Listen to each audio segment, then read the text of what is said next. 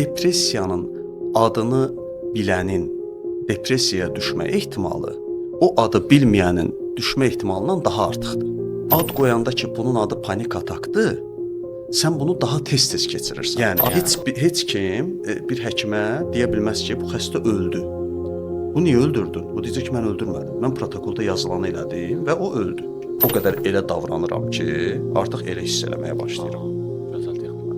Heç bir hadisə özlüyündə travma deyil. Travma hadisəyə deyilmir. Hadisəyə verilən mənaya deyilir. Beli düzəldib təbəssüm etmək belə insan əhvalını dəyişdirir. Danışa bilməyəcəyimiz heç bir mövzu yoxdur. Danışmağı bacarandan sonra. Əgər danışmağı bacarırıqsa, biz hər şeyi müzakirə edə bilərik. İnsanlar elə bilirlər ki, yaşadıqlarını danışırlar. Halbuki danışdıqlarını yaşayırlar. Yəni, danışır, ona uyğun həyat sürür. Qadınlar dəyişikliyə daha meyillidirlər, nəinki kişilər. Kişilər daha mühafizəkarlığa meyillidirlər, tutmağa meyillidirlər, saxlamağa meyillidirlər. Bəzən insanlar doğru davranmalarının, əxlaqlı davranmalarının mükafatını gözləyirlər. İnsan etdiyi əməl yaxşı əməldən peşmandırsa, o əməli etmiş sayılır. Bilgi sahibi olmadan fikir sahibi olmayın.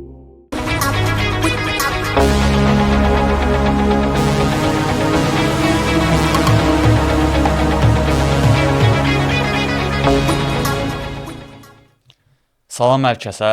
Şəxsi inkişaflarına fikir verənlərin kanalı 2X-in bugünkü qonağı psixoloq, NLP master Elmir İskəndarovdur. Xoş gəlmisiniz Elmir bəy. Çox sağ olun, təşəkkür ederim.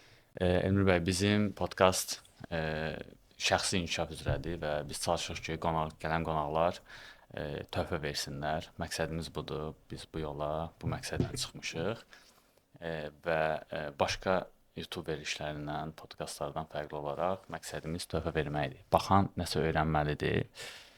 Ona görə qonaq seçəndə diqqət edirik və siz də həmin dəyərli qonaqlardan birisiniz. Çəkilişdən qabaq da sizinlə söhbət edəndə dedim ki, bəs suallar yazılıb, əvvəlcədən biz əlbəttə sualları yazırıq, otururuq, redaktə edirik, fikirləşirik, qonağı araşdırırıq, baxırıq. Amma sizin profilə mən gəzəndə baxdım ki, yox, sizlə spontan söhbət daha maraqlı olacaq. Ağlıma gəldikcə belə dialoq şəklində, yəni nəinki sual verim, cavab gözləyim.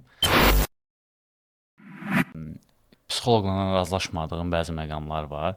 İstəyirəm onunla başlayayım. Sizə görüm, həm də siz NLP mastersınız və siz tanıyan çox insan var və fəaliyyətiniz çox adama bəllidir. Amma belə bir məsələ var idi. Biz bunu dostlarla müzakirə elədik. Türkiyədə İzzət Güllü adında bir psixoloq var. Bilmirəm, bəlkə eşitmisiniz, tanıyırsınız ya yox. YouTube-da 900-ə yaxın video qoyub insan, son 10 illərmi, 5 illərmi belə çox YouTuber deyil, yəni psixoloqdur və YouTube-da videoları sadəcə açır, danışır və qoyur, heç hansı kəsmir, eləmir və 25 ildir deyir psixoloqam, klinik psixoloqdur və çox ciddi təhsili var adamın, amma 25 ildən sonra gəldiyi bir qənaət var.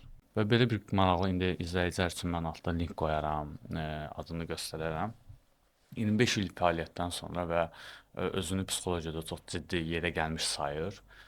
Ömrümü deyir buna vermişəm və bir qənaətə gəlmişəm ki, psixologiya deyir insanları zəiflədir, onların ruhi immunitetini aşağı salır və onları həssas eləyir.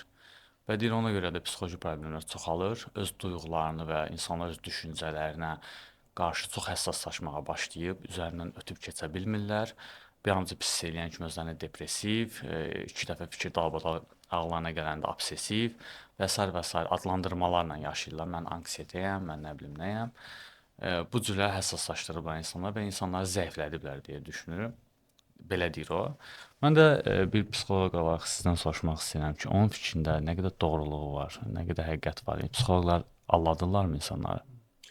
Bir elm sahəsinin ortaya çıxmasının səbəbi insanların problemini həll eləməkdir. Yəni bütün elm sahələrinin predmeti insandır. Psixologiya elminin də ortaya çıxma səbəbi təsbit edilmiş bəzi psixoloji problemləri həll eləməkdir, əlbəttə ki. Ancaq çox maraqlıdır ki, psixologiya elmi ortaya çıxandan bu yana psixoloji problemlərin sayı inanılmaz dərəcədə artıb. Artıb. Bu o deməkdir ki, bu elm sahəsi məsələni həll etmir. Daha da mürəkkəbləşdirir. Ancaq insan yəni həm fizioloji, həm psixoloji bir varlıqdır. Həm də mənəvi bir varlıqdır, ruhani bir varlıqdır. Yəni biz insanı psixologiyadan kənarlaşdıra bilmərik. Yalnız hansı elm sahəsi ki, yavaş-yavaş marketinqə yönəlir, o artıq zərər verməyə başlayır.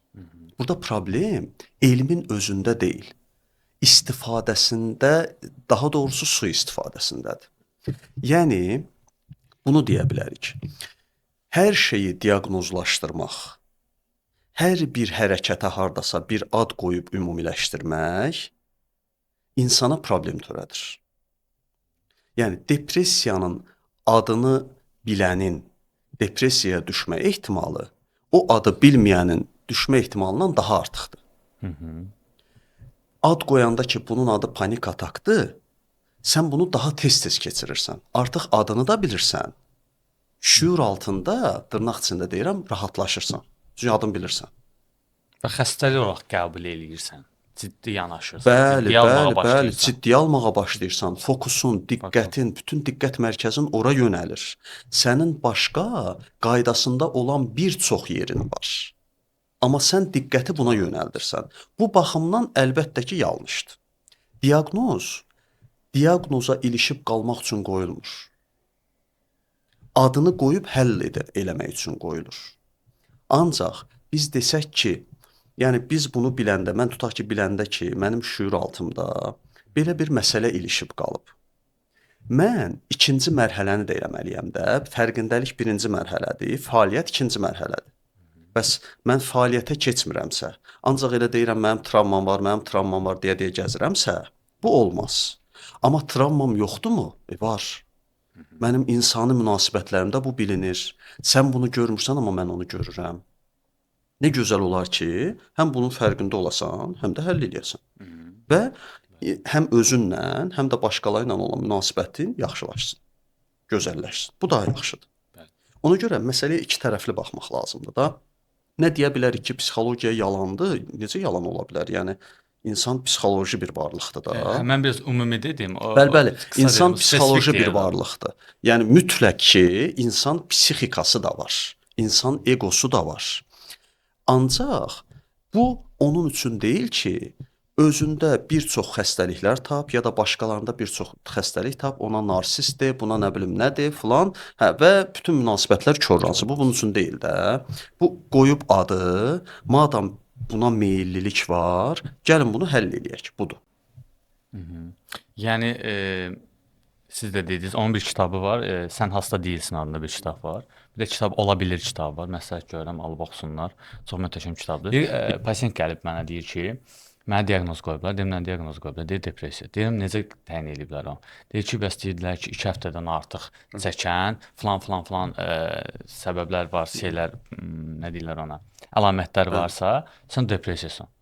Deyir ki, mən deyirəm, atam rəhmətə gedəndə 40 gün deyir, sən yaşadığın şeyləri yaşamışam. 2 həftədən çoxdur, mən depressiv idim. Deyir, situasiya onu gətirirdi. Deyir, duyğular xəstə və yanlış ola bilməz. Duyğular yerinə görə xəbərdar edicidir. Deyirsən, depressiyadasınsa, deməli həyatında normal getməyən şeylər var. Sən niyə fokuslanmısan duyğular var, niyə fokuslanmısan fikri və? Deyir, bu baxımdan deyir, manipulyasiya açıqdır psixologiya. Siz dediyiniz kimi gözəl, o da həmin deyir, marketinqə çevirib. Deyir ki, bir pasiyentin var, deyir ki, 110 seans mən psixologiyana getmişəm. 110 seans deyir, nə deməkdir? Bu psixoloqun vicdanı hardadır deyir. Yəni soyub da adamı da, yəni. Bilirsiniz, hər kəsdə belə bir şey var da, yəni psixologiyada bu öyrədilir. Bu tibbdə də belədir. Bu tibbdə də belədir. Yəni müəyyən protokollar var, klinik protokollar. Sən qayda-qanunla onunla gedirsən. Yəni o psixoloq o klinik protokola görə gedir. Heç kim ona deyə bilməz ki, niyə bunu burada belə elədin? O deyəcək ki, protokolda belə yazılıb. Yəni heç kim bir həkimə deyə bilməz ki, bu xəstə öldü. Bu niyə öldürdün? O deyəcək ki, mən öldürmədim. Mən protokolda yazılanı elədim və o öldü. Protokol Vəssalam, mən rahatam. Bildiniz necə? Protokola görə hərəkət edir. Hamı vicdansız deyil.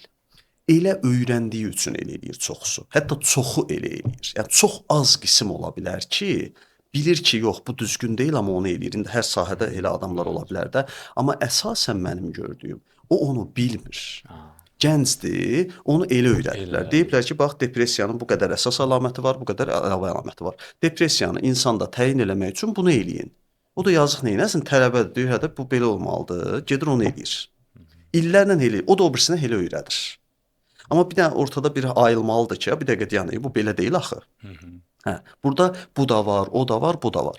Baxın, məsələni bəli, həll etməyə köklənmək lazımdır. Bu o demək deyil ki də, yəni psixoloqa müraciət eləməyək, psixoloji məsələlərimiz dediyim kimi bizim psixoloji tərəfimiz yoxdur falan. Bu demək deyil əlbəttə ki. Ancaq bəzi insanlar şüuraltı olaraq öz psixoloji problemlərini həll etmək istəmirlər. Burada çox dərin məqamlar var. Bu dəfə bunu işləmək lazımdır. Bəzi insanlar diaqnoz axtarırlar. Bunu o qədər yaşamışam ki, məndə nə var? Problem nədir? Niyə? Çünki bu bir dənə xəstəlik tutmalıdır. Bunu evdə qaynana gözləyir, yoldaşı gözləyir, qohum-əqraba gözləyir. O onunla getməlidir evə. O gedib evə desə ki, məndə heç nə yoxdur. Depressiyadır, dedə öz artistə qoymusan. Düzdür? Axı bu yaxşı deyil bu adam. Bu adam vəziyyəti yaxşı deyil axı. İnandırmalıdır ki, məndə doğru nəsə var. Bu onu axtarır ki, gedir o qapı-qapı gəzir ki, biri mənə desin ki, səndə ağır dərəcəli filan xəstəlik var. Mən bununla gedim də evə. Onda baxsınlar ki, gördünüz mənim xətrimə dəyməyin axırı nədir? Gördünüz mən necə? Bax məndə əsəbləşmək olmaz. Dedi ki, belə eləsən sən özünü öldürəsən. Nə bilim nə, bax belə bir şeyə gəlir çıxır. Amma bunu da belə demək olmaz da, yox, sən sağalmaq istəmirsən, yer get. Bəs elə onun psixoloji durumu onu göstərir ki, bu adama kömək lazımdır. Ən çox köməyə ehtiyacı olduğunun fərqində olmayanlara lazımdır. Biz onları ata bilmərik. Bizim işimiz odur. Yəni hər kəs dəqiq deyil. Gəlib demir ki, mənim bu problemim var. Mən necə eləyim? Denən gedim eləyim, problemim düzəlsin. Hamı belə yaşamır axı. Duyğuları inkar eləmək olmaz. Duyğular hər biri bir mesajdır, bəli. Amma o mesajı tutmaq, o mesaja görə hərəkət eləmək, o mesajı oxuya bilmək, bu əlbəttə ki, hər insan işi deyil. Maraqlı yanaşma. Siz bir qism razılaşırsınız əslində, bir qismdə daha professional. Heç bir şeyə bir mənalı yanaşmaq yanaşmaq düzgün deyil də. Belə bir fikir var, deyir ki, hissləri, fikirləri görməzdən gəldikcə onlar yoxa çıxacaqlar. Olmamış kimi yaşa, olmasın.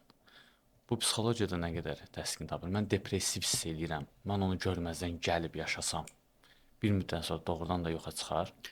Fokus haradırsa, enerji ora axır. Tony Robbins'in sözüdür. Fokus, diqqət haradırsa, insanın enerjisi ora yönəlir. Biz bilməliyik ki, bir, mövcud vəziyyəti inkar etməyə ehtiyac yoxdur. Mövcud vəziyyətin fərqinə varıb, bir sonrakı mərhələyə keçmək ən ağıllı yoldur. Mən yaxşı deyiləm. Hiss edirəm ki, yaxşı deyiləm bu dəqiqə. Hiss edirəm ki, filan, nə bilim, hansısa bir məsələ mənə təsir elədi. Ya da o məsələdən təsirləndim. Düzdürmü? Bunun fərqində o bir var, bunu inkar eləyəm. Bunu inkar elədikcə bu bastırılacaq. Bastırıla, sonra elə yerdə ortaya çıxır ki, heç bir əlaqəsi yoxdur da, birdən-birə aqressivləşirsən. Birdən-birə çox ağır bir depressiv vəziyyətə düşürsən. Hansı ki, son hadisə ilə hamı onu əlaqələndirir, sonla əlaqəsi yoxdur çox da. Yığılanların təsiridir. Ondansa, mən hər zaman deyirəm ki, yəni bir fırtına qopmaqdansa, hərdən külək əssə yaxşıdır. Yəni, mən yaxşı deyiləm, aha, o zaman ikinci sual gəlsin, dərhal. Niyə və indi nə edə bilərəm? Yaxşı olmaq üçün nə edə bilərəm? Niyə yaxşı deyiləm, mənə nə təsir elədi və bu mövcud halımı yaxşılaşdırmaq üçün nə edə bilərəm? Bu, bizi sonraki mərhələyə aparır. Məsələ o mərhələdə qalmaqdır. Həll etmə iqtidarında olan insan bastırmağa ehtiyac duymaz. Əgər biz... Görməzdən gəlməyib onu bastırmaqdır. Bəli, bastırmaqdır. Təəssüf ki, bastırmaqdır. Həll yolu Həll deyil. etmək lazımdır. Həll yolu O deyil. da bir alternativ deyil, həll yoluna. Həll yolu Görməzdən deyil. gəlmək. Görməzdən gəldikcə, məsəl üçün, insan bilirsiniz niyə qeybət eləyir? Üzünə demədiyi üçün. Məsələn, qeybət eləyəndə kimsə arxasınca danışır da, deyir ki, mən onun üzünə də deyirəm, yalandır. Üzünə desə qeybət eləməz. Yəni, mən nəsə bir şey dedim, falan sizin xoşunuza gəlmədi. Amma bunu demədiniz mənə. Demirəm, birbaşa deyin ki, bu söz xoşuma gəlmədi falan. Onun da uyğun yolları var da, uyğun şəkildə bu fikri çatdırmaq olardı, amma çatdırmadınız. Siz dediniz ki, deyəcəm, yox, demirəm də mən, yəni qaldı məndə. Güya ki, görməzdən gəldiniz. Məndən sonra başlayırsınız o birisini deməyə ki, gördün nə elədi, falan şey belə elədi. Ondan sonra mənə deyərdiniz də. Və yaxud da görməzdən gəldiniz də, düzdür? Sonra başqa bir qonaq gəldi, başqa bir adamla oturdunuz, o da başqa bir şey elədi, ona da demədiniz. Sonra başqa bir yer oldu, o da başqa bir şey elədi, ona da demədiniz. Sonra ümumiyyətlə bu verilişdən vaz keçirsiniz. Nə oldu? Görmürsən, belə eləyirlər deməyə başladınız.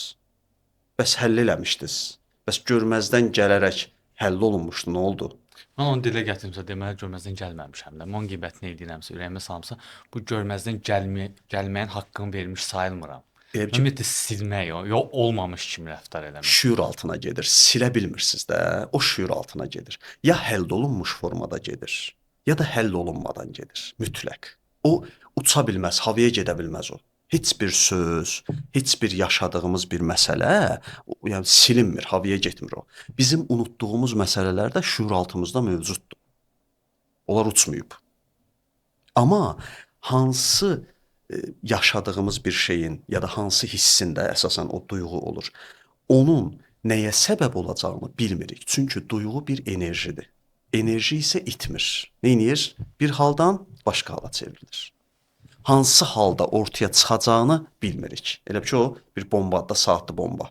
Nə vaxt, harda partlayacaq bilmirik. Ya da nəyin üstünə yığılacaq, orada nə əmələ gələcək, biz onu bilmirik. Elə ondansa həmin andaca, yəni bu belədir, bu da belədir. Onu öyrənmək daha yaxşıdır da. Yəni onu öyrənək, keçək. Hə, bəzi şeylər var ki, bu bizə həqiqətən təsir eləmir də. İndi adam insana görə dəyişir də bu. Yəni filan bir məsələ sizə təsir eləyər, mənə çox da təsir eləməz. Hə, bu ayrı məsələ. Mənə təsir eləmədisə, onsuz da o mənim üçün bir məsələ deyil. Bu zaman o həll olmuş sayılır. O hala gəlməkdən də, mən də məhz onu demək Hə, istəyirəm. burada bir problem yoxdur onsuz da. Hə, o həll etmiş Görməzdən gəlmək nə deməkdir? Var, Var. mən onu gözümü yumuram, Aha. amma o var. Ha, bu ifadə Bu onda mənə düz olmur. təsir eləyəcək. Bir də var ki, bu məsələ mənə təsir eləmir. Burada nə var ki, belə dedi, o insandır da, o da belə dedi. Dedik, həqiqətən bunu tam səmimi şəkildə dedik. Doğrudan da ondan sonra başqasına deməyə də ehtiyac duymadıq. Bu bizim ürəyimizdə qalmadı. 10 gündən sonra yadıma düşmədi ki, əslində mən onu gərək bunu deyərdim, falan olmadıq. Vəssalam. Burada heç bir problem yoxdur. Bu o demək deyil ki, biz onu görməzdən gəl. Görməzdən gəlmək gözünü yummaq deməkdir. İkinci verdiyimiz nümunədəki adam ki, deyir, mənə heç problem yoxdur. Onun halına gələ bilmək üçün biz rol oynaya bilərik, yox, alınmaz. Yəni mən bir müddət elə təkrarlayım, görməzdən gəlim. O adama çevrilə bilərəm. Əlbəttə. Bir yerdən sonra mənə də təsir eləməyəcək. Əlbəttə.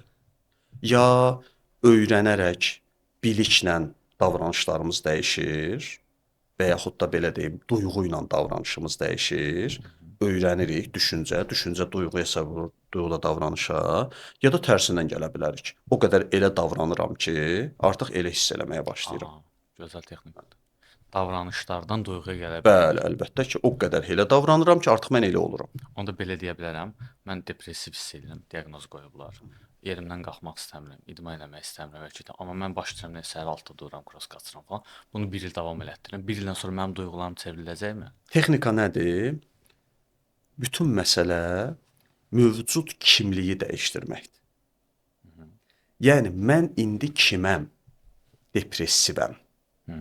Depressiv birisi neyniyər? Təbii ki, mən onları eləyəcəm. Yəni yataqdan qalxmamaq, nə bilim, iştahsızlıq ya da çox yemək, nə bilim və s. belə əlamətlər. Bunları eləyəcəm də, mən depressiyada yamaxam. Mən kiməm? Depressiyada olanam. Bir də var ki, mən kim olmaq istəyirəm? Məsələn, həyat dolu bir insan. Mən həyat dolu bir insanam. Amma elə hiss eləmirəm. Yaxşı, həyat dolu bir insan neyniyər? inanın, mən həyat dolu bir insanam deyən anda hissi dəyişəcək onun. O demək deyil ki, o depressiv hiss eləyərək elə deyəcək. Yox. O cümlə belə onun duyğularını dəyişəcək. Mən həyat dolu bir insanam. Həyat dolu bir insan neyniyər? Dediyiniz kimi səhər tezdən durdu, qaçdı, neynədi filan ki, bunları eləyəcəm də. Və onları elədikcə mənim ümumi əhvalım dəyişəcək. Çünki məndə artıq ona uyğun hormonlar ifraz olunacaq. Bilirsiniz də, beyindən gəlir hormonlar. Yəni hormon bizə bir şey eləmir. Biz hormonu eləyirik. Biz düşüncə ilə bədənimizə təsir göstəririk. Bədən də ona uyğun hormonlar ifraz elədikcə, təbii ki, məndə xoşbəxtlik hormonları artacaq. Stresin əsas xüsusiyyətlərindən biri, stres hormonunun əsas xüsusiyyətlərindən biri diqqətin artırılmasıdır. Bizim diqqətimiz bir şeyə artanda, demək ki, bizdə stres hormonu ifraz olunur hal-hazırda. Yəni onsuz biz diqqəti mərkəzləşdirə bilmərik. Hə, stres olmalıdır. Bəli, Burada mütləq. pozitiv mənadadır artıq da stres. Bu dediyim pozitiv mənadadır. Aha. Yəni tutaq ki, bir dərs oxuyuruq, bir şeyə fokuslanmalıyıq. Mütləq orada stres hormonu var. Orada yəni duyğu aşağıdadır, ağıl yuxarı çıxıb da, beyin beta dalğasındadır. Hə, beynin istəmədiyi bir proses gedir orada. Bir növ, Fokuslanma. bir anlamda bəli, duyğu, emosiya yoxdur. Yəni o sırada məsəl üçün mən diqqətim bütün dərsə vermişəm, bir şey yazıram. Mütləq bunu çatdırmalıyam. 1 saat vaxtım var. Yəni o sırada biri gəldi ki, zəhmət olmasa falan mən onda belə eləmərəm də, belə ki, hə necəsiz, nə istəyir, belə eləmərəm də. Yəni biraz daha sərt formada belə ki, çəkil, işim var falan da eləyə bilərik biz orada. Çünki emosiya çox yoxdur da, orada beyin işləyir, beta dalğası. Ancaq emosional durumda bu fərqlidir. Yəni hər birində fərqli hormon işləyir. Burada bax stres hormonu var. Ancaq xoşbəxtlik hormonu burada ifraz olunmur artıq. Yaxşı, o daha çox nə bilim hərəkətlərdə, o bayaqki dediyim kimliyə keçəndə o hormon ifraz olunmağa başlayır. Bunun mənfisi də belədir ki, bayaq dediyik, diqqətimi yönəltmişəm ki, mən depressiyadayam. Diqqətimi yönəltmişəm ki, o narsistdir. Diqqətimi yönəltmişəm ki, nə bilim, o filandır ya da mən beləyəm. Məndə panik atak var, nə bilim, təşviş var, filan var. Diqqətim bir yerə yönəlib. Deməli, məndə nə baş verir? Stres hormonu var hal-hazırda. Mən onu dağıtmalıyam. Bir yerə köklənmişəm, bir yerə kökləndikcə o davam edəcək. O daha da məhv eləyəcək, içəridə bir çox şey dağıdacaq. Ondansa və burada da məsələ nədir? Baxın, əslində indi bizi izləyənlər belə düşünə bilərlər ki, bəs yaxşı, belə bir şey var da, fakt belə bir hal baş verib. Mən necə yaxşı olum? Heç bir hadisə özlüyündə travma deyil. Travma hadisəyə deyilmir. Hadisəyə verilən mənaya deyilir. Yəni, sən o hadisəyə hansı mənanı verirsənsə, ona uyğun duyğu hiss eləyirsən. Yoxsa hadisə adama heç nə eləyə bilməz. Bu da baxmaq lazımdır ki, adekvatdırmı, deyilmi? Funksionaldırmı, deyilmi? Faydalıdırmı, deyilmi? Yəni, yaxın bir adamını itirmisən. Neynəməlisən ki sən? Əlbəttə. Gülüb oynamayassan ki. Əlbəttə. Üzüləsən də, kədərlənəsən əlbəttə ki və bu duyğunu yaşayasın. Nə qədər istəyirsən yaşa. Adekvatdır. Bu adekvatdır. Ancaq nə bilim də o bunu dedi, burada belə bir şey oldu ya da 20 il əvvəl belə olubdu. Kimi məsələlərdə baxırsan ki, bu adekvat deyil. Bu səni saxlayır. Keçmiş keçib, amma sən keçməmsən. O keçib gedir, sən saxlayıb gəbər hara gedirsən? Bura. Bu adekvat deyil. Bax bu zaman dediyim bu məsələlər işə yarayır. Belə evdə edə biləcəkləri texnikalar var bununla bağlı psixoloji. Dediniz birini ki, məsələn, mən həyat dolu insanam. Qəşəng texnikadır bu. Hər gün 10 dəfə desə bunu kimsə, siz demişin artıq çevrilməyə başlayacaqlar. Desə yox, ona uyğun hərəkət eləsə. Deməli, indi müasir dövrdə belə bəzi texnikalar var. Deyək ki, bir neçə sözü məsələn təkrar elə, sözləri təkrar elədikcə, nə bilim səndə bu formalaşır falan. Əslində belədir məsələ. Arxada bir proqram var. Beynin arxasında bir proqram var. İnanclar deyirik də biz ona və o daha sonra düşüncələrə çevrilir. Əslində düşüncə inanca çevrilir. Sonra da o inanc düşüncə vasitəsilə gəlir həyatımıza. Burada nə baş verir? Deməli, bayaq kimlik ki dedim, mövcud kimlikdə mən nə edə bilərəm? Ən basitindən beli düzəldib təbəssüm etmək belə insanın əhvalını dəyişdirir.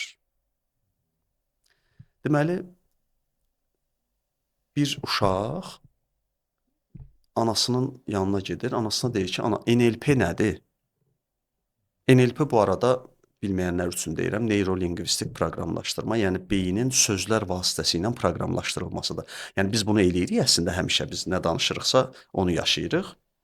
İndi bu bir nəzəriyyə şəklində ortaya girib də, bu mənim bu arada elmi işimdir, yəni elmi iş olaraq mən bunu işləyirəm. Deməli, deyir, ana, NLP nədir? 6 yaşında bir uşaq. Ana deyir ki, sən NLP-nin nə olduğunu deyərəm, sən bir dənə ged orada babadan soruş gör, bu gün özü necə hiss edir. Uşaq gedir babanın yanına ki, baba, bu gün necəsən? Baba da biraz xəstədir, ağrıyır elə. Bu gün necəsən? Baba başlayır ki, valla bu gün ayaqlarım nasan, bu havada tutqun, hava tutqunluğunda mənim ayaqlarım başlayır belə, belə şikayətlər eləyir də belə. Səsi də onunla uyğun şəkildə. Uşaq gəlir anasına deyir ki, baba belə dedi. NLP nədir? NLP-ni soruşam məsələn. Deyir ki, deyəcəm, NLP-ni deyəcəm. Sən də get babaya denən ki, baba, uşaq vaxtı mənim ən gülməli halımı xatırlayırsan, məsələn, mənim də xatirə danışda, mən gülməli neynəmişəm.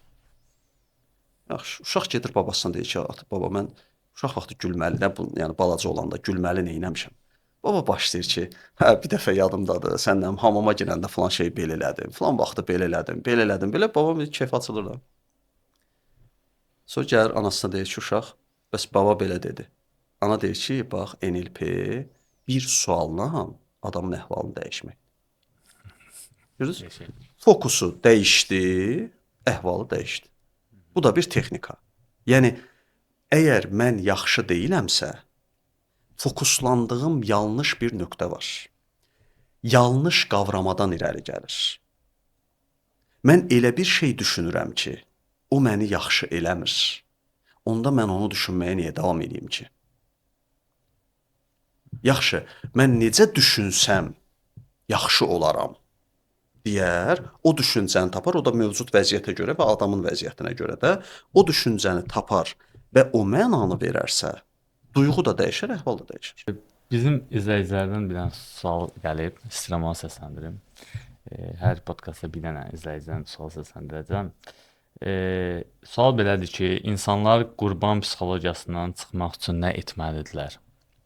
Belə bir sual cavab istəyib, maraqlı sualdır. Bax, bu suala cavab verməlidirlər, elə bu dediyiniz suala. Bu dəqiqə bu psixologiyadan çıxmaq üçün nə edə bilərəm? Öz-özünə verməlidir. Deyə bir dənə sualı verdi, qutardı getdi. Amma bu sualı verən izləyicimiz ehtimal ki, qurban psixologiyasına deyil. Başqasının qurban psixologiyasında olduğunu görür. Bəlkə də ona görə soruşur ki, neyniyək bu qurban psixologiyasından çıxsın. Hə, ona heç nə edə bilməyəcək, o heç. Çünki adam özünə nəsə bir şey eləyə bilər. Bizim psixoloji proseslər belə bir şeydir. Yəni bizim üçün biraz müsbət hal ondan ibarətdir ki, yəni həkimdə elədir ki, belə deyək də, xüsusilə cərrahi müdaxilələrdə, yəni insan iradəsinin çox da fərqi, düzdür, orada da psixologiya rol oynayır, rol oynamır demirəm, amma əsasən insan iradəsinin çox dəxli olmur da, yəni həkim orada işi görür. Amma bizdə elə deyil. Bizdə, yəni biz 10%, 20%, yəni deyirik ki, burayla gedə bilərsən. Ta o gedər, getməz, özü baxır. Ya da nə qədər gedər. Özü istəmədən, özü fərqində olmadan, özü addım atmadan biz onun əvəzinə heç nə eləyə bilmirik. İnsanda fərqindəlik dərəcəsi yüksəldikcə ətrafındakilərə, tanıdıqlarına, dostuna, tanışına baxır, artıq onları başqa cür dəyərləndirməyə başlayır. Və deməyə başlayır ki, yəni sevdiyi insanlardır da bunlar. Kaş o da bunu bilərdi, kaş o da bunu görərdi, kaş o bunun fərqində olardı. Kaş bilərdi ki, ayda bu söz bunu ağır təsir edəcək. Kaş bilərdi ki, əslində bunun dediyi kimi deyil, başqa cürdür. Onun biraz fərqindəlik dərəcəsi yüksəlib axı. Amma bu çox vaxt kaş səviyyəsindən yuxarı qalxmır. Çünki o özü istəmədikcə, o özü addım atmadıqca istəmək də yetərli deyil. Addım atmadıqca, hətta görməyə başlamadıqca mümkün olmur. Çox vaxt aylarla, illərlə dediyin hər hansı bir məsələdir, o bir gəlirsən, mən indi bildim ki, belədir. Sən də ona deyirsən ki, amma mən illərdir, aylardır mən sənə nə deyirdim? Elə deyil də, yəni o indi gördü. Ona görə bütün məsələ o adamla bağlı. Amma ümumilikdə qurban psixologiyasından çıxış bircə suala bağlıdır. İndi nə edə bilərəm? Çünki qurban psixologiyası etməməklə bağlıdır. Ona edilməklə bağlıdır. Passivliklə bağlıdır, aktivliklə bağlı deyil. Ona görə də bir şey edərsə, hər hansı bir addım atarsa, təbii ki, müsbət addımdan söhbət gedir. O psixologiyadan çıxacaq. İnşallah cavab qane eləyər izləyicimizi. Siz demişəm, böyük ehtimal öz üçün soruşmur. Başqa. Sizin təlimlərinizə gələn biri əgər həyatında bircə şey dəyişsəydi, bu nə olardı ki, məsələn siz deyərsiniz ki, bəli bax, mən həqiqətən kömək elədim. Bu nə olardı? Yəni hansı problemini həll eləyərdi ya Həyatında nə dəyişsəydi, siz hər şeyin üstünə qoyduğunuz bir şey var, məsələn, bu dəyişməlidir hamıda. Bir növ bu cür sualdır. bax belə deyim, bizim ən əsas üzərində durduğumuz məsələ insanların danışıq tərzidir. Aha. Məsələn, İstifadə etdikləri sözlərdir. Hər bir söz bir enerjidir və insanı bir yerə aparır. Ona görə öncə o ağzından çıxan sözlərə diqqət eləyir. Başlayır ona diqqət eləməyə. Demək olar ki, bəziləri artıq danışa bilmir. Məsələn, tutaq ki, təlimdir. Fərz eləyək ki, 8 dərslik bir təlimdir. 3-cü dərsdə yazıq artıq sual verə bilmir. Çünki nə desə problemdir də. Adam problemini dilə gətirmək istəyir axı. O da olmaz. ha. Necə? O deyə bilməz də ki, mən şəkər xəstəliyindən necə xilas ola bilərəm? Axı biz dedik Onu da ki, problem. onu demək olmaz. Mənfi danışmaq olmaz. Ancaq müsbət danış dedik. O da müsbət danışadan nə sual versin? İnanın o qədər yaşayırıq ki biz onu. Sual vermək istəyir, belə baxır belə bəzən deyir ki, bilirəm belə deyəsiz, deyirəm elə deyəcəm. Sonra niyə davam eləyirsiniz? Və qalır belə, verə bilmir sualı. Ona görə ən birinci məsələ insanların fərqində olmalı olduğu məsələ, bu böyük bir sirdir. İnsanlara bu dəqiqə sirdir əslində. Amma bu çox vacibdir. Necə danışırıq? Danışa bilməyəcəyimiz heç bir mövzu yoxdur. Danışmağı bacarandan sonra. Əgər danışmağı bacarırıqsa, biz hər şeyi müzakirə edə bilərik. Hər şeyi danışa bilərik. Məsələ o deyil. Məsələ danışığımızın tərzidir. Biz bəzən xoş bir xatirəni belə bəd danışırıq. Məsələn, deyirəm ki, yadındadır o vaxtı. Çox gözəl danışdı, bəli. Nə günlər idi. Gəlməyəcək. Onu da kədərli danışırıq. Gəlməyəcək o günlər birdə. Ya da necə oynayırdıq, necə şey idi. Getdi o gün. Məsələn, çox gözəl bir şeylər yaşamışıq da. Bunu mən niyə kədərlə? Elə bir ki, mənə kimsə onu nəsə eləyib. Düzdürmü? Yəni hansı ki hər hansı bir normalda o yaşandığı zaman mənfi olan bir xatirəni belə müsbət danışmaq olar. Amma əla təcrübə oldu. Çox qəşəng. Yaxşı ki biz onu deyirəm yaşadıq orada. Mən orada bax maşın düzəltməyi öyrəndim. Elə orada öyrəndim ha, təkər dəyişmə. O yolda qalmışdıq ha. Bax orada öyrəndim mən təkər dəyişməyi. Deyə danışa bilərik. İnsanlar elə bilirlər ki, yaşadıklarını danışırlar. Halbuki danışdıklarını yaşayırlar. Danışır, ona uyğun həyat sürür. Necə danışırsa, necə bir adamdırsa, qabağına da elə adamlar çıxır falan. Yəni bax bayaq dedizək, məsələn, qurban psixologiyasında olmayan birisi ehtimal ki, qurban psixologiyasında olan partnyorla bir yerdə olmaz. İnsan gedir hər rəngfran özünə uyğunluğu tapır. Mütləq. Yəni o ona uyğun deyilsə onunla bir şey olmur. Bir itələyən bir qüvvə olur orada onun. Uyğunluq, yəni xaraktercə bənzəyirlər bir-birinə bu mənada. Bilirsiniz necə? Psixoloji cəhətdən təxminən eyni və də ya da yaxın yerdən baxırlar. Ona görə də psixologiyada Erik Berne'nin nevrotik cütlüklər nəzəriyyəsi var.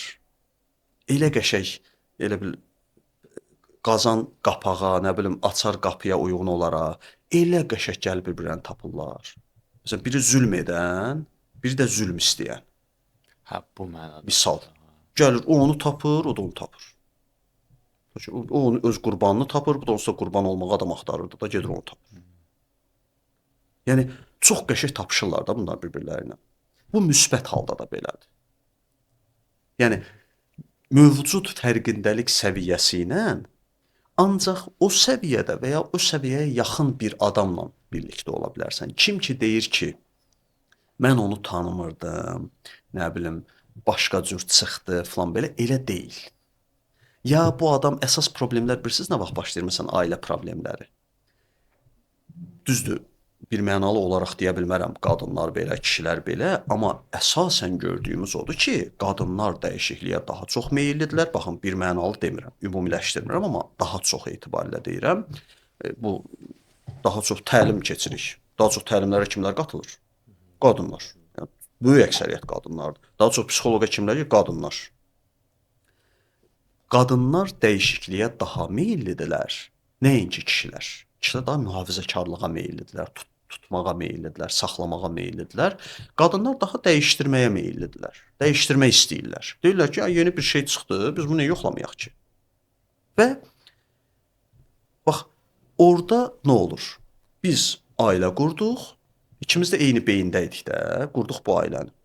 Ona görə qurduq onsuz, ona görə bir-birimizi tapdıq. Sonra zaman keçir, qadın fərqindəlik dərəcəsi olaraq, psixoloji olaraq inkişaf etməyə başlayır. Kişi yerində sayır. Əslində yerində saymaq da yoxdur da, geriyə gedir.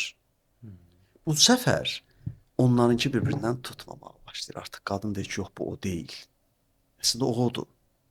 O deyil. O inkişaf edib. Artıq inkişaf elədikcə fərqindəlik dərəcəsi çox çətindir.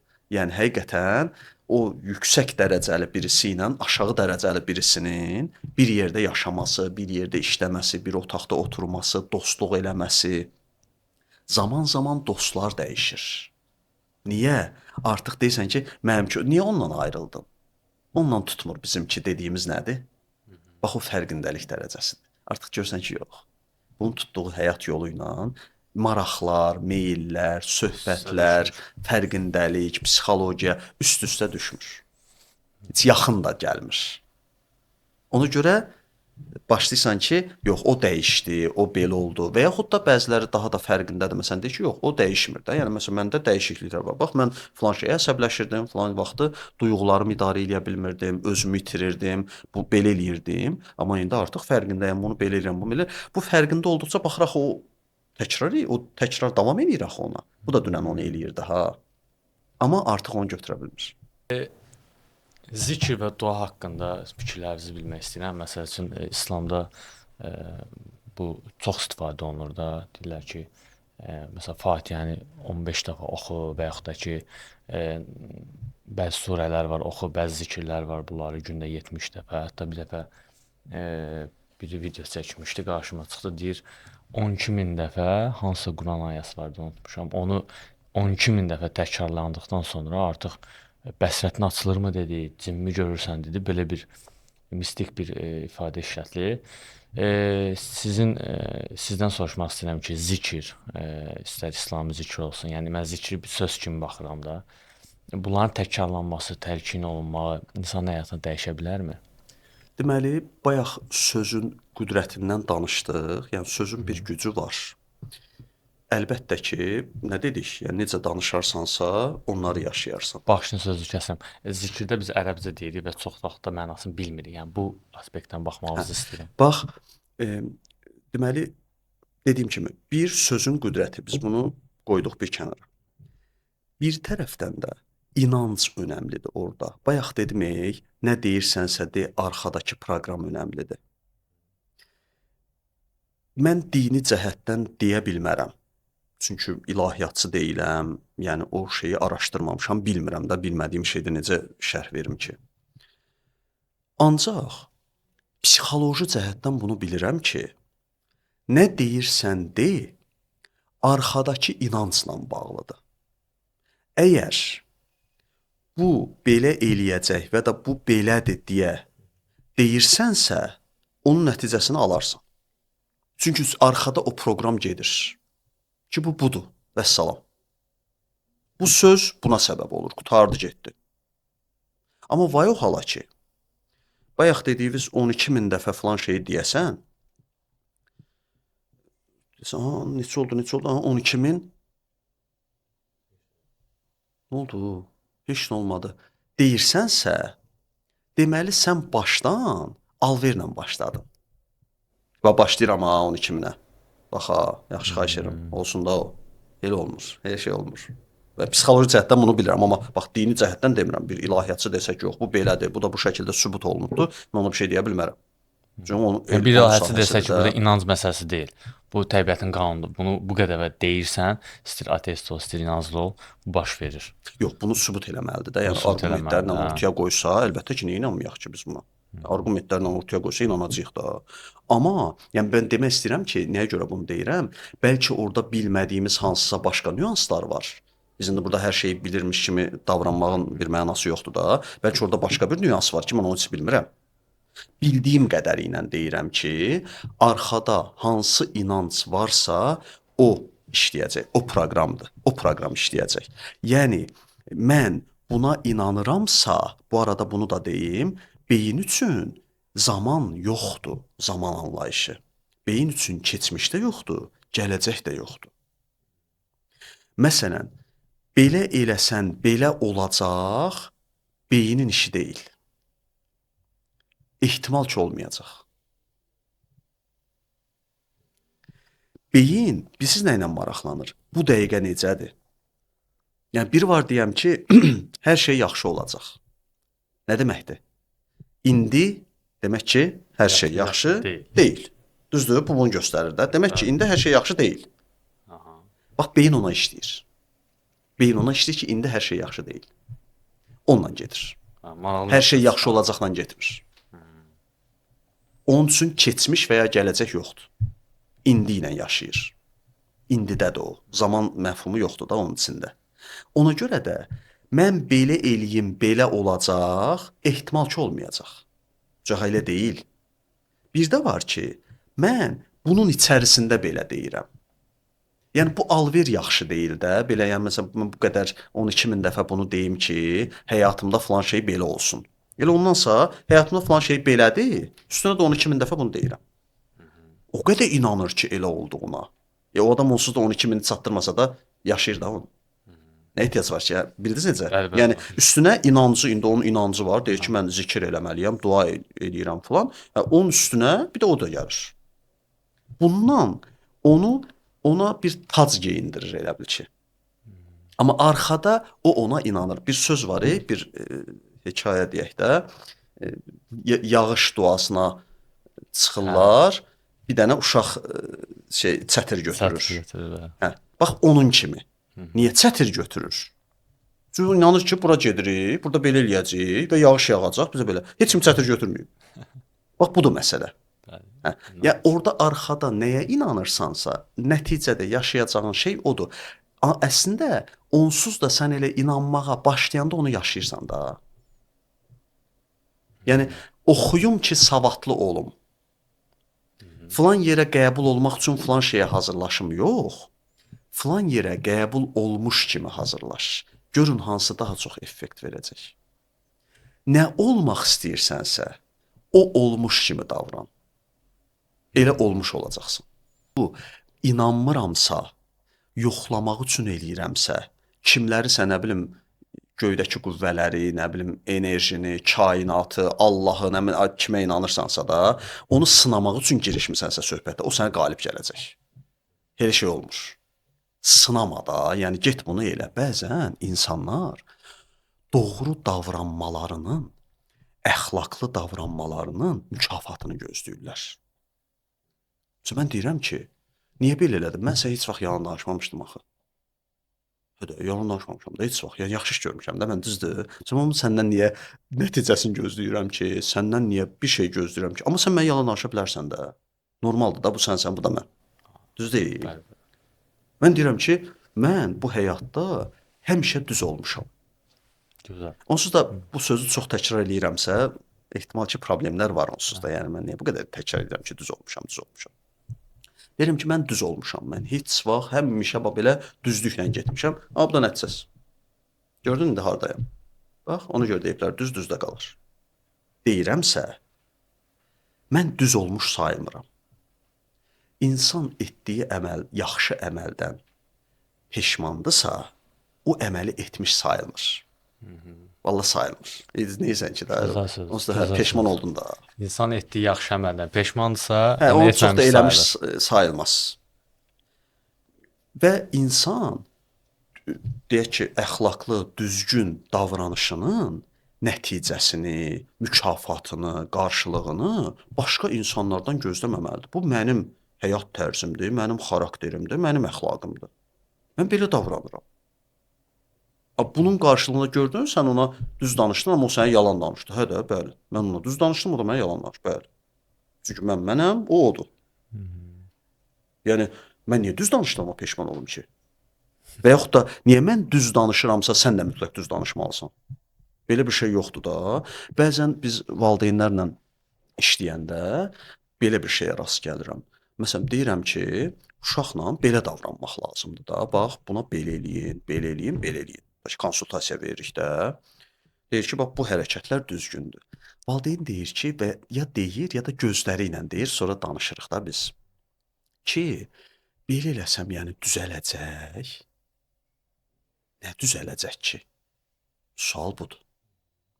Mən sizə düzgün davranış qaydalarını öyrədirəm.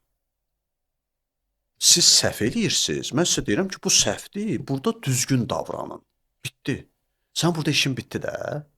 Düzgün davrandığına görə uşağına nə gözləyirsən ki?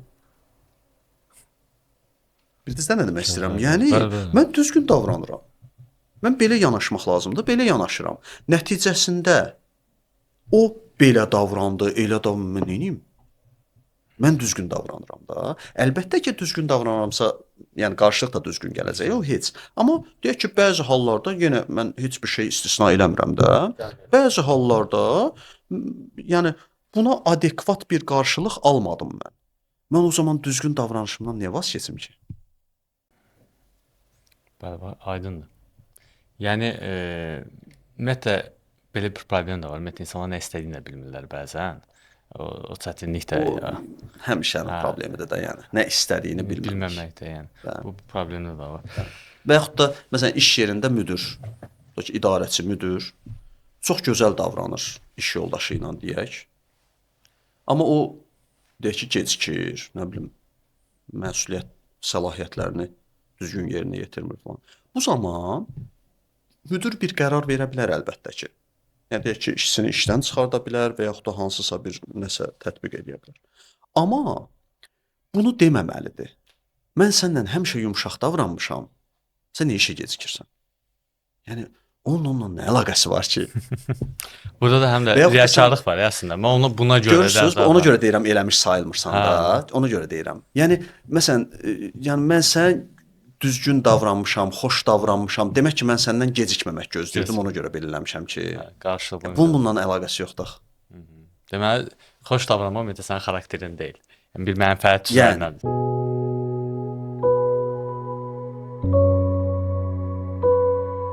Elmir bəy, bizdə də bir rubrika var. Sual verirəm, siz 3 dənə cavab verirsiniz. Misal olaraq hamıya verdiyim sizi dəyişən 3 kitab. Bundan başlayaq, sonradan suallara davam edək. O bir suallara. Bütün qonaqlar 3 dənə kitab deyir, bəzilər 5 dənə deyib, 6 dənə deyən də olub. Normalda 3 dənə soruşuram. Sizi dəyişən 3 kitab. Kitab adları deməliyəm, yoxsa müəllif adları desəm bəs eləyir? Müəllif kitab adları desəz daha yaxşı olar çünki. Çünki bilirsiniz nətər seçmə məsələsi var. Yəni necə seçim deyə onu düşünürəm. Yəni o biri kitab heyf olacaq. Ona görə mən deyim siz mənə dayandırın. Tamam. 5-6 dənə deyim siz 5-6 dənə. Tamam, okey. Biz kitab deyəcəm. İmam Qazaninin Dilbəlası kitabı. Birini mən deyim, elə davam eləyək. Sizin sahəyə də yaxında, ona görə dedim. Söhbət tez ağlıma gəldi. Məncə oxumaları məsləhət görərsiniz. İmam Qəzzalinin Dil Mən Bəlası kitabı. oxumamışam, yəni Ha. siz məsləhət görürsünüzsə. Biraz əlbəttə oxumuşam, ki. çox ağır kitab idi. Həqiqətən siz bir söz işlətdiniz, dediniz bir yerdən sonra insan danışmır. Mən onu oxuyandan sonra başa düşdüm ki, mən bunu bitirsəm danışmayacağam. Ona görə çox çətindir, yəni.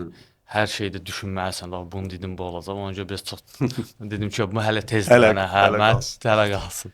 Deməli Mustafa Mərtərin Nəfs psixolojisi kitabı var, qalın kitabdır. Eyni müəllifin 900 qatlı insan kitabı var. Onda Mövlanədən alıbdı adını, 900 qatlı insan. Alfie Kohn'un insan təbiətin, türkcə deyim də, türkcə oxumuşam. İnsan doğasının aydınlıq yüzü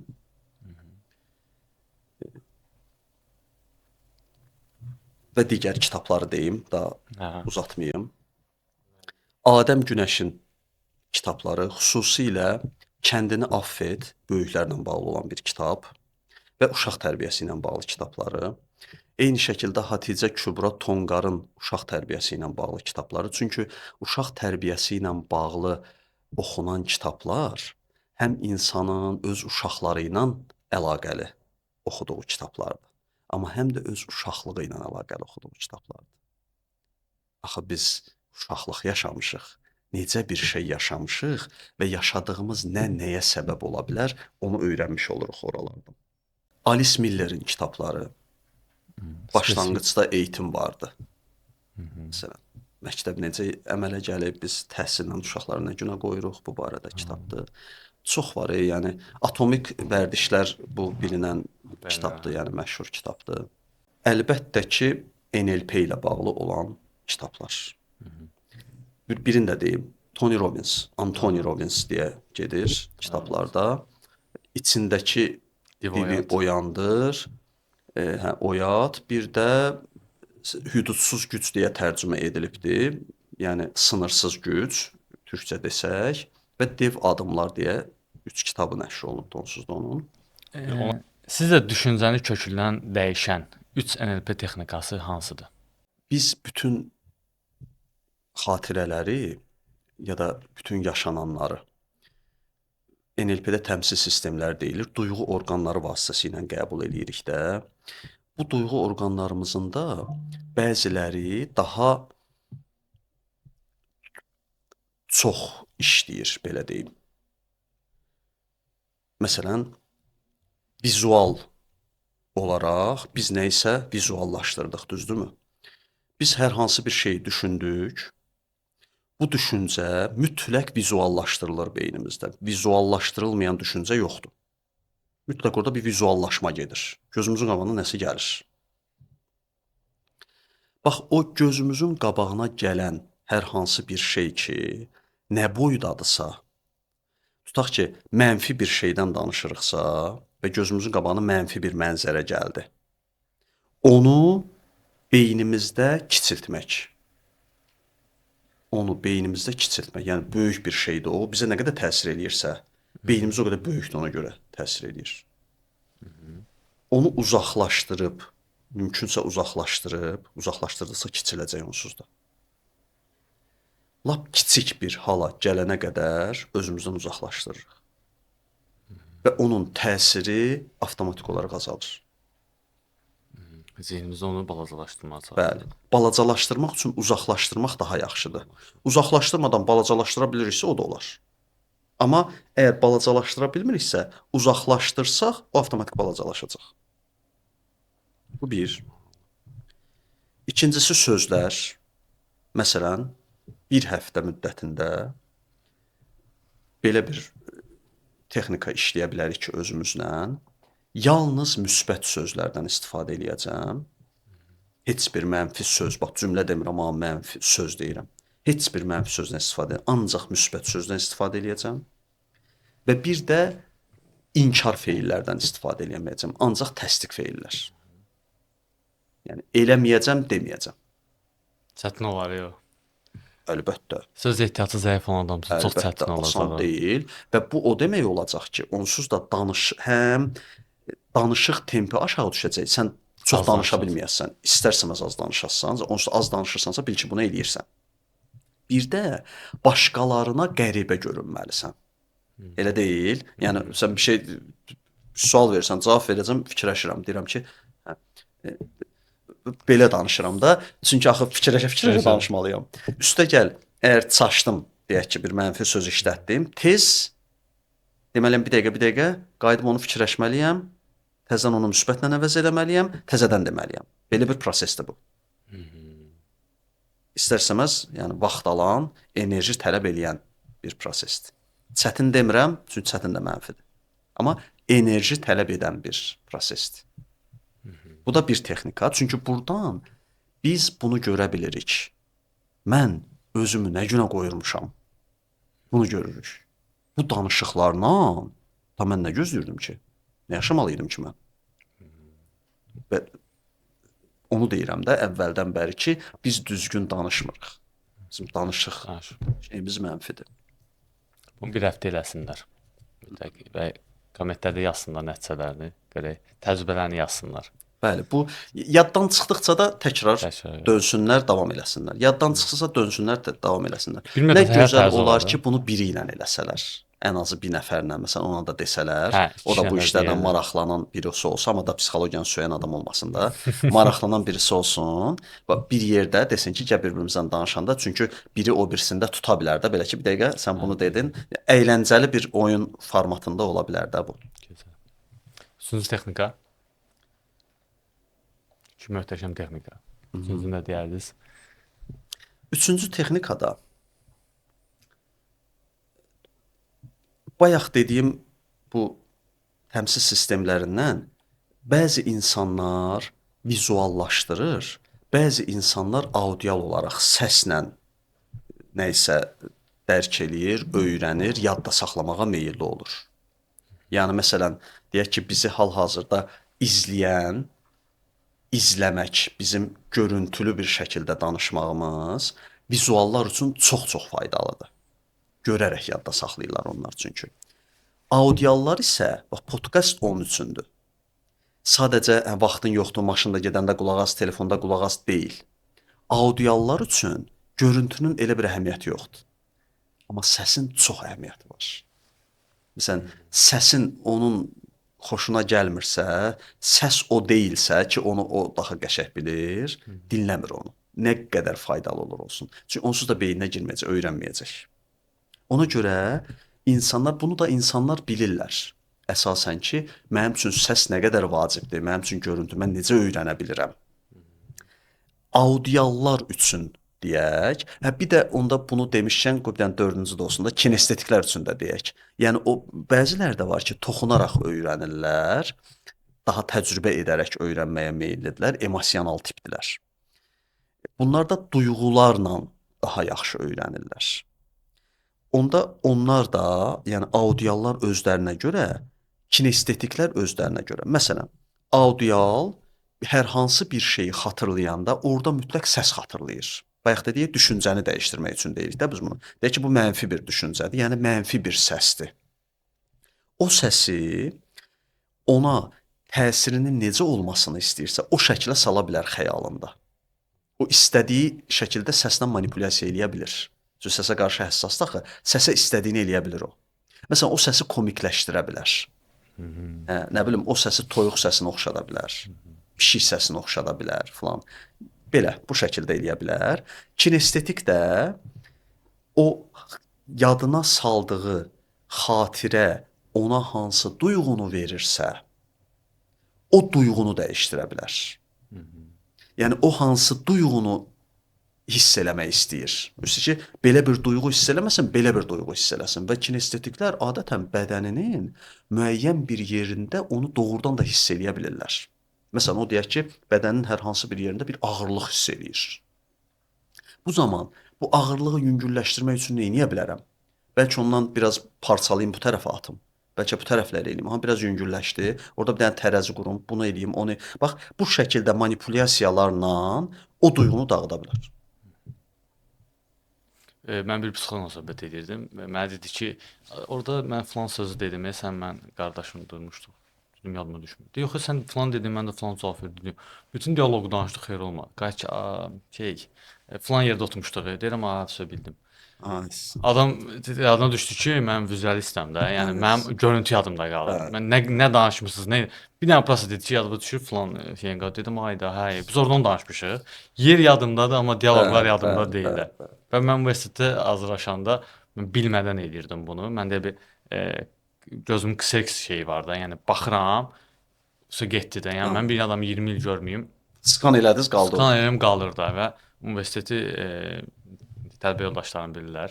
Mən imtahana 5 saat qalmış imtahana hazırlaşan adam idim da, yəni açırdım belə tez-tez baxırdım. Bir qəribə bir xüsusiyyətim var, vizualistəm. Vizuallıq demək ki, çoxdur. Gözəl görüntü məni özünə çəkir. Mən bir verişə baxanda onun kачествосы aşağı, yəni keyfiyyəti aşağısı mən baxa bilmirəm ona. Yəni Dizaynı gözəl olan yerlər. hə, bir yerə gedəndə onun görüntüsü çox qəşəng olmalı. Xidmət sıfır da olsa da yapara bilər. Görürsünüz. Mən orada daha rahat hiss edirəm. Siz dediyinizə qüvvət olaraq. Və bu mən düşünürəm ki, anadan gəlməlidir və bu insan Anadan gəlmədi. Sadəcə burada tövsiyəmiz o olur ki, insan digər duyğu orqanlarını da inkişaf elətdirsin. Anadan gəlmə də olmağına. Amma nə olur? Əgər biz bir dənəsinə ilişib qalırıqsa və bir dənəsindən çox istifadə eləyiriksə, o birlər körçalır. Bunların tarazlıqda inkişaf etməsi daha gözəldir, daha arzu olunandır. əlbəttə, yəni o birlər də daha Yəni tutaq ki, misal 100% üzərindən getsək, əgər vizualınız 80, digərləri 10-10 çıxırsa, bu yaxşı deyil. O biri duyğu orqanları da var axı. Və bu başqalarını anlamada da yaxşı deyil. O zaman kinestetik birisi ilə ünsiyyət quranda alınmayacaq. Hə. Nə bilim, audial birisi ilə ünsiyyət quranda anlamayasınız da onu. Yəni onun həssas nöqtəsini anlamayasınız. Əgər aşağıdırsa. Gərək indi tam ideal olmasa da, heç olmasa bir-birinə yaxın olsun. Onun da bu arada texnikaları var. Yəni o duyğu orqanlarının inkişafı üçün texnikalar var. Siz Instagram səhifənizdə bu haqqda məlumatlar vermisiniz. İnşallah izləyicilər də girsinlər, baxsınlar, maariflənsinlər və mən bütün peşəsindən asılı olmayaraq Instagramda və sosial şəbəkələrdə pulsuz töhfə verən bütün hər kəsə təşəkkürümü bildirirəm, peşəsindən asılı olmayaraq. İnsanların buna ehtiyacı var. Çünki hamının bəzi insanlar düşünürlər ki, mən bu videonu qoydum, nə olacaq? Bir insan həyatı dəyişir bəzən ki, Bəli, biz bilmirik. Yəni bilmirik ki, hər şey rəylərdə olmur. Hər kəs rəy yazmır. bəli. Yəni və yaxud da hər bir ifadə o an təsir etmir. Bəzən bir şey eşidir, yəni eşitdi, getdi. Amma uzun bir müddət sonra, bəlkə aylar sonra onun həyatında elə bir nöqtədə o cümlədən istifadə eləyir ki, bəlkə heç özü də bilmir o cümləni hardan eşitmişdi. O cümləni deyən adam da bilmir ki, nə oldu bir adamın həyatında onun cümləsi necə bir təsir oyatdı. Məsələ sosial şəbəkələrdən faydalı şəkildə istifadə etməkdir. Mən bunu paylaşıram. Niyə? Bu niyə sual çox önəmli. Yəni onda çox xahiş edirəm sizdən deyə bilərsiniz. İnsanlar nələrə qulaq asdıqlarına diqqət eləsinlər. Bunu biraz elmi tərəfdən də izahən verin. Bəlkə biraz qorxalar, hər şeyə qulaq asırlar və hər şeyi dinləyirlər və siz indi yəqin izləmirsiniz. Bizim işimiz odur. YouTube-da baxırıq da vəziyyət çox pisdir. Mən əvvəlki podkastda da demişdim ki, insanlar televiziyanı qınayırdılar ki, bu nə biabırçılıqdır, bu nə biabırçılıqdır. YouTube gəldi və gördük ki, elə YouTube-da da həmin biabırçılıqdır. Həmin o qınayan adamlar bu dəqiqə YouTube-da çox səviyyəsiz işlərlə məşğuldurlar. Mən indi sizin də sahəyə uyğun qulaq asdıqları şeylər belə onların, nə danışdığı şeylər biz danışdıq. Qulaq asdığı şeylər də belə onların psixologiyasını və həyatını dəyişə bilər. Şüuraltı odur da, əlbəttə ki, yəni dinlədiyimiz hər hansı bir səs, söz, bunlar hamısı bizim şüuraltımıza təsir göstərir.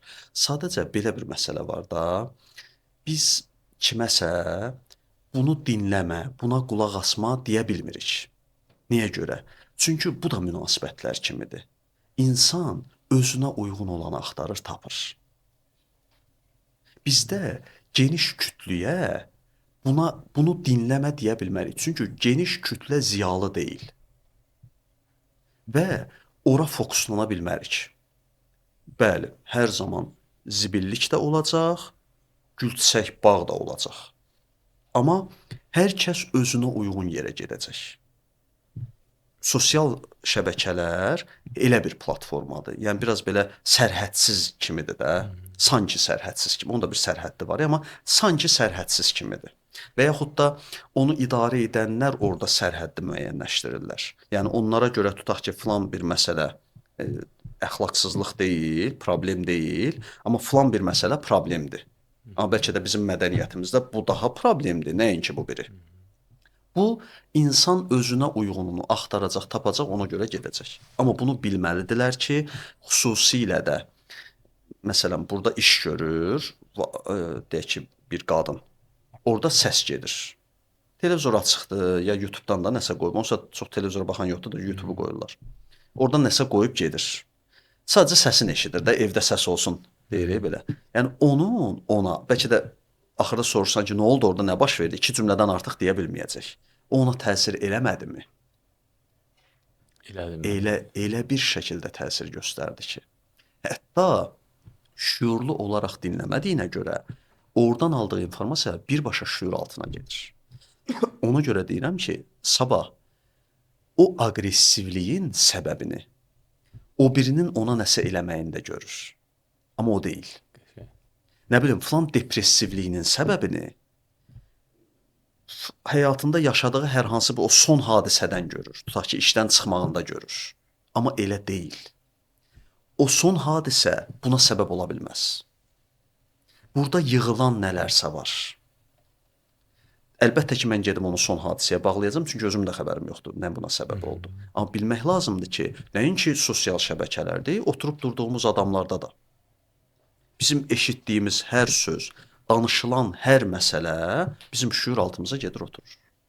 Və təəssüf ki, sosial şəbəkələrdə də bu şeylər çox tirajlanır. Bunun indi marketinq tərəfi var, nə bilim media falan, yəni burada bu öldü, burada bu belə oldu, elə oldu. Məsələn, mən indi onları təsvir eləmək istəmirəm də. Mənfi informasiyaların təsviri.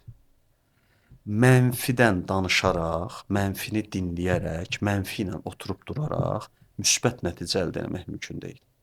Gözəl. Onda bizim podkastın formatında uyğun ümumiləşdirsək ki, uğurlu olmağın sirlərindən biri nə etdiklərimizdən daha çox eşitdiklərimiz, danışdıqlarımız və gördüklərimizdən də.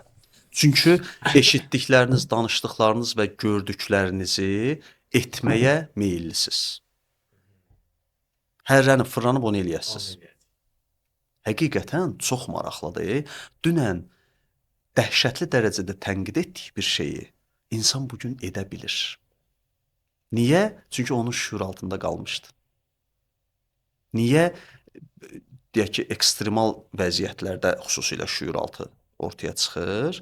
Ekstremal vəziyyətdə sən filan addımı atdın. Hansı ki, bunun 10 dənə seçimi var idi da, başqa şeylər də eləyə bilərdin. Niyə bunu elədin ki, mənfi mənada? Niyə bu hərəkəti elədin? O hərəkəti bilməsəydi, eləyə bilərdi o insan. Və daha çox paylaşılan, daha çox deyilən məsələlər avtomatik olaraq normallaşır. Dünən eşitsəydin dəhşətli reaksiya verəcəyin, bəlkə də bir müddət özünə gəlməyəcəyin bir məsələni bugün belə-belə keçirsən. Bu da insani bir çox duyğunun ölməsi və ya zəifləməsi ilə nəticələnir. Ölür ha, duyğuların içərisində də duyğular var. Bəzi şeylər ölür və artıq sən onu hiss etmirsən. Sadəcə olaraq hiss eləmirsən. Biri başına bir şey gəldi, yəni deyirsən, eşitdin də filan kəsdə belə oldu, qutardı, bitdi. Bu qədərlə mi bitməli idi? Normal insani reaksiya beləmi olmalı idi? Çünki bir də psixologiyada yanlış anlaşılan məsələlərdən biri sanki mənfi deyirlər ona, yəni bəzi insani duyğular var. Bu sanki mənfiymiş kimi aman-aman onu hiss eləmə. Pozitivlik bütün günü gülüb oynayıb, nə bilim, bu deyil də pozitivlik. Pozitivlik məsələlər pozitiv yanaşmaq deməkdir. Hər zaman müsbət tərəfindən baxmaq deməkdir. Çünki onsuz da hər zaman müsbət tərəf var. Yoxsa pozitivlik elə yəni necə gəldi, hə belə, yəni səbəbsizlə belə bu deyil də, yəni Daha çox müdriklikdir də, bəlkə pozitiv bir növ bəli, müdriklikdir, inancdır, güvəndir, həyata güvəndir. Yəni hər zaman bir yaxşısı var. Hər zaman bir gözəl tərəf var. Müdriklər də nəyə kədərləndiklərini də bilirlər. Onların kədərləri belə səviyyəlidir. Yəni mən Kədər baxıram. çox gözəl dediniz. Yəni biz o kədər və yaxud da daha müqəddəsindən, daha böyüyündən götürsək dərd. Dərd çox böyük bir anlayışdır. Bu başqa bir şeydir. Mən indi burada qısa onu deyə bilmərəm. Çox böyük bir səviyyədir. Amma biz artıq elə bir şeyə dərdlənib, elə şeyə dərdlənmirik ki, bu mövcud səviyyəni göstərir. Son olaraq Elmir bəy, bütün qonaqlara verirəm. Bütün qonaqlar da maraqlı cavablar gəlirlər. Son sualımızdır və bu şablon hər dəfə verdiyim sualdır. Təsəvvür edin, sizdə bir mikrofon var və bütün Azərbaycan sizi dinləyir və nə desəniz eləyəcəklər. Bütün Azərbaycan sizin bir sözünüzə baxır. Bu nə olardı? Mən bunu deyərəm. Bayaq dediyimiz çalışma ki var, mən bu müsbət danışıq məsələsi çox, yəni istifadə etdiyimiz, hər kəsə də tövsiyə elədiyimiz bir şeydir. Yalnız müsbət sözlərdən istifadə edərək həyatımızı gözəlləşdirə bilərik bir. İkincisi, diqqət etdiyiniz, danışdığınız, müzakirə etdiyiniz, düşündüyünüz şeylərə diqqət edin. Çünki bu sizin həyatınızın özüdür. Bunu seçin. Üçüncüsü, bilgi sahibi olmadan fikir sahibi olmayın. Hər məsələdə fikir yürütmək məcburiyyətində deyilsiniz. Bir baxın görün bu məsələni nə qədər bilirəm, hardan öyrənmişəm. Ondan sonra danışın. Buna çox diqqət eləmək lazımdır. Hər kəsin müəyyən bir sahəsi var və o sahədə o adam, indi hər kəs öz sahəsində superdir, əla mütəxəssisdir demirəm əlbəttə ki. Amma mütləq o sahədə o nəsə də bir heç olmasa bir kitabı yarısına qədər oxuyub.